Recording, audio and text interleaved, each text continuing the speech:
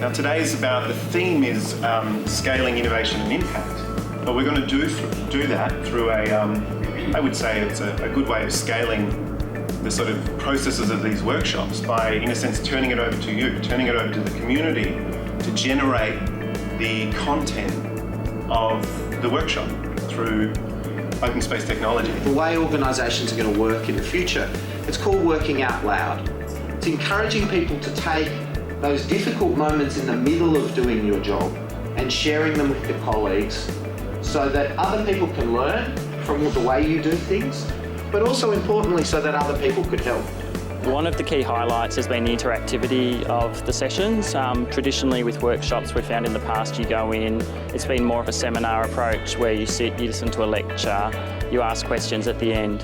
With these they've been interactive workshops and you've actually been able to practice things within the workshops that you can take back to the office or back to the sport and implement in a very practical and applicable way. I think it's a really good opportunity for sports to think outside the square and really start challenging the way that we've actually changed the landscape of sport or whatever. We're very traditional in the way we do things, so looking at new ways that we can solve old solutions. How do you start to generate new ideas? How do you spark creativity? Yeah?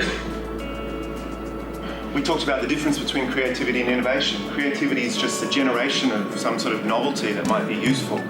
Innovation is often the hard yards of actually landing it in ways where tangible value is realised. Today was good because there were lots of positive strategies. People didn't just talk about what the issue was. In some of the sessions we actually got some ideas for solutions. Go away from today thinking, well, there's lots of things we can actually do in our organisation to make things a bit better for the industry that we absolutely all adore. I think it is that around that innovation. Obviously we kicked off with that sort of idea and I think sport is in a really interesting place to be able to start thinking about those, those new spaces and what people really want to engage in.